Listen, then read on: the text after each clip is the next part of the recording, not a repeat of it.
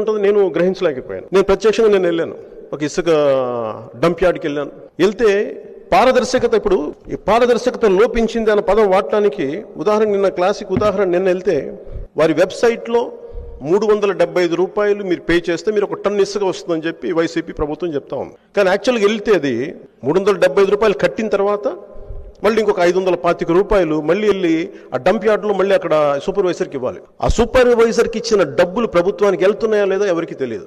నేను అడిగినప్పుడు వాళ్ళు కూడా స్పష్టత ఇవ్వలేదు నాకు. దాన్ని దాటేశారు. అంటే దాదాపు ఇది 925 రూపాయలు, 900 పైచిలుకు రూపాయలు చెప్పుండొచ్చు కదా. ఆ పారదర్శకత ఎందుకు మీరు మెయింటైన్ చేయట్లేదు? 375 రూపాయలు అని చెప్పి మీరు ఎవరిని మోసం చేయడానికి, ఇది ఎవరిని మభ్య పెట్టడానికి అన్నది ఒక బలమైన ప్రశ్న. ఇవన్నీ ఒక ఇసుక అనే ముడి సరుకుని దొరకనివ్వకుండా చేయటం వల్ల దీనికి జరిగిన పరిణామాలు అసలు చూస్తే చాలా తీవ్రంగా ఉన్నాయి. ఒక్కొక్కళ్ళు ఆవేదనతో నలిగిపోతా ఉన్నారు. 10 రోజులు